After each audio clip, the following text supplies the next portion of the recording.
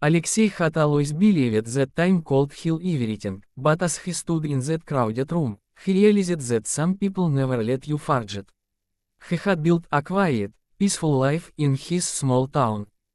He owned a bookshop filled with worn pages and the soft smell of old paper. People come to him for advice, for conversation, for calmness. They saw him a man of patience and reflection, a man who had learned the art of silence. But that day, when Victor appeared, everything he had built seemed to tremble for a moment. Victor was someone from another lifetime, someone who had seen Alexei at his worst. Before the peace, before the wisdom, before the books, there was chaos. Alexei had been a man of anger and escape. He drank too much, fought too easily, and carried too little. Victor's voice cut through the air like a blade. "You all think he's a wise man now," he said loudly, "but I remember who he was, a drunk, a fool, a man who used to start fights in every tavern."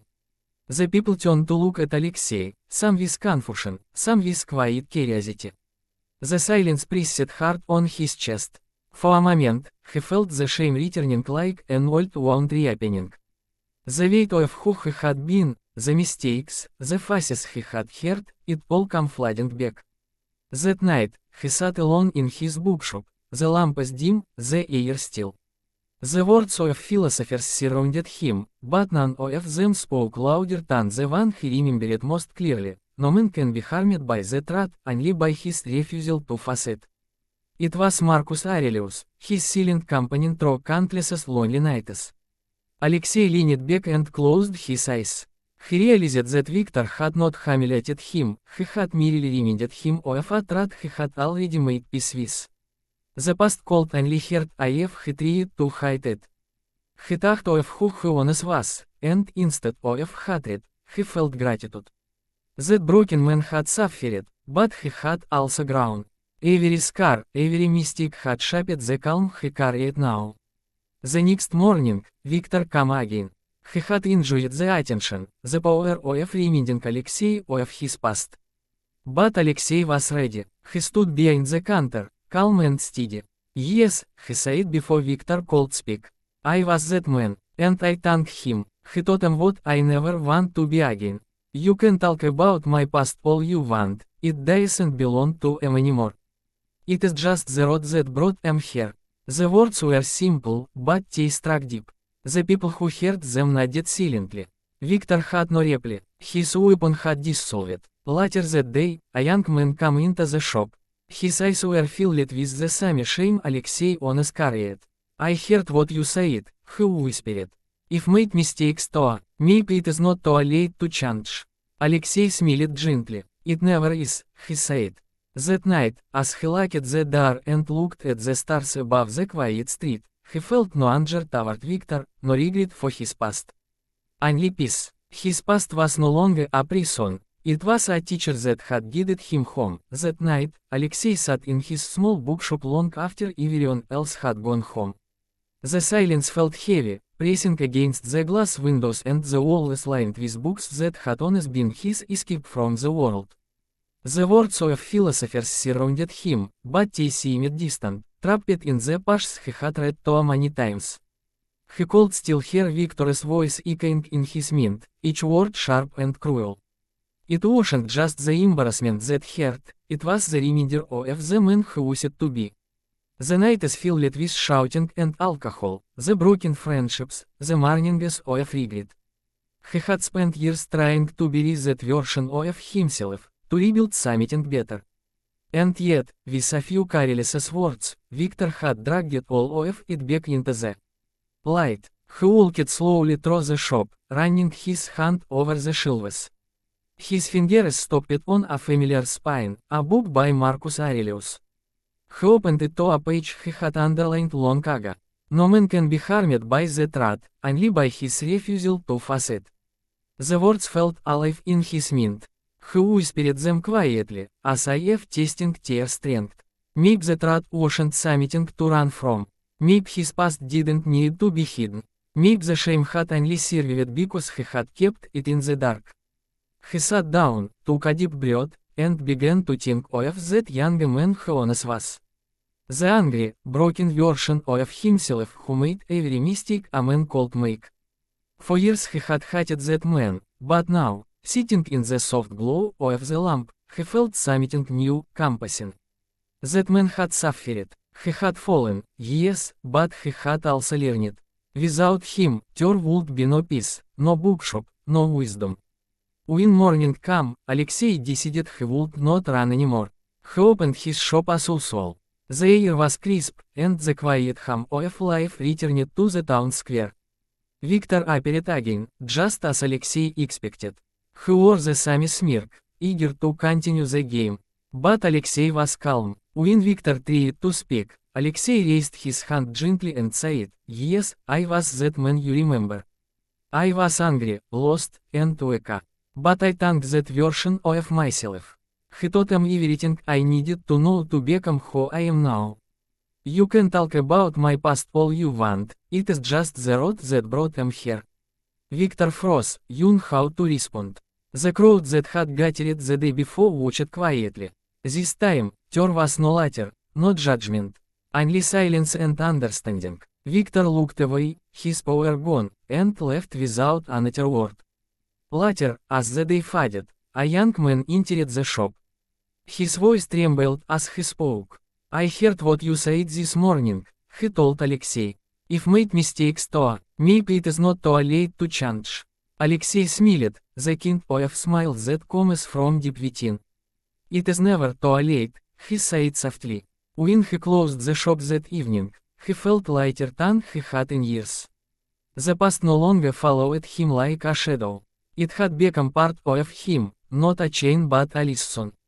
And as the night settled over the town, Alexei felt a quiet peace in his heart, the kind of peace that only comes when a man finally makes peace with himself. The next morning arrived quietly, with the pale light of dawn spilling through the dusty windows of Alexei's bookshop.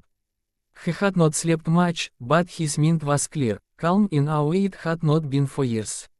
The words he had read the night before still echoed inside him, reminding him that no rat could harm a man who faced it without fear. He made tea, opened the shop early, and stood behind the counter, watching the slow rhythm of people starting their day outside. He knew Victor would come. Men like him always returned when tea sensed an open wound. But this time, Alexei had no wound to hide. He was ready, the doorbell jingled, and there he was. Victor stepped inside, wearing that same smirk of false confidence. A few curious townspeople followed him in, hoping to witness another confrontation. Alexei did not flinch. He met Victor's eyes with quiet steadiness, and before Victor could speak, Alexei began. "You came here yesterday to remind me of who I was," he said softly. "And you were right. I was angry, selfish, and lost. I hurt people who didn't deserve it. But I also learned from that pain. The man I used to be taught what kind of man I never want to become again." His voice was calm, but each word carried the weight of truth. Victor blinked, his smirk faltering. "You think people will forget?" He sneered, but there was less power in his tone. Alexei smiled, faintly. "I don't want them to forget," he said. "My past isn't a secret or a shame. It is a road if already walked. You can talk about it all you like, it doesn't belong to them anymore." For a moment, silence filled the shop, deep and still. The people who had gathered looked from Victor to Alexei, their expressions softening. They could see the difference between the man who carried bitterness and the one who carried peace. Victor tried to say something more, but the words died on his lips. There was nothing left to eat. Truth had taken away his weapon. Victor turned and left without another word. The small crowd slowly dispersed, leaving only Alexei and the quiet hum of the morning. He felt no pride in what had happened, only relief. There was freedom in acceptance. Later that afternoon, as he arranged books on a shelf, a young man entered the shop hesitantly. His hands trembled as he held out a book. "I heard what you said earlier," he murmured. "If made mistakes too, and I thought they definite them. But maybe they don't have to." Alexei looked at him, seeing in his eyes a reflection of his own younger self. "They don't," he replied gently. Mistakes are not chains. Tear lessons if you let them be. When the sun set, Alexei closed the shop and stepped outside. The air was cool and still. He walked through the narrow streets, breathing deeply, feeling lighter than he had in years. The past no longer haunted him, it walked beside him, silent and harmless. He understood now that peace is not found in forgetting who you were but in forgiving that version of yourself. As the stars appeared, Alexei whispered into the night, "My past is not my prison. It is the teacher that led me here." And for the first time in a long while, he smiled without pain. As the sun dipped below the rooftops, the town grew quiet, and Alexei locked the door of his shop. The key turned smoothly, as if it too felt the ease in his heart. The street is glowed with the last traces of daylight, and the soft wind carried the scent of evening rain. He stood there for a while, watching the world slow down. For the first time in years, he did not feel the weight of the past pressing on his shoulders. It was still there, of course, but now it felt distant, harmless, like an old photograph that no longer hurt to look at. The words he had spoken that morning echoed gently in his mind, "My past doesn't belong to him anymore. It is just the road that brought him here." He smiled to himself, realizing how true they were. He walked slowly through the cobblestone streets, greeting a few familiar faces.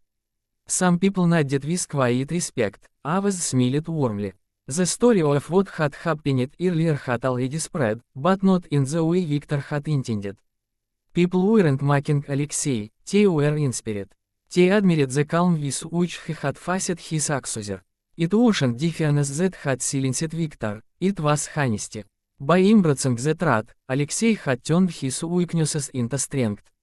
In every step he took, there was a quiet confidence that no armor or remedy could take away. He passed by the old tavern where he had once wasted countless nights. The door was open, the semi dim light spilling onto the street. For a moment, he stopped, remembering the noise, the anger, the lost horse. But instead of shame, he felt gratitude. That was where it all began, the mistakes, the pain, the lessons. Without those nights, he would never have understood the value of peace.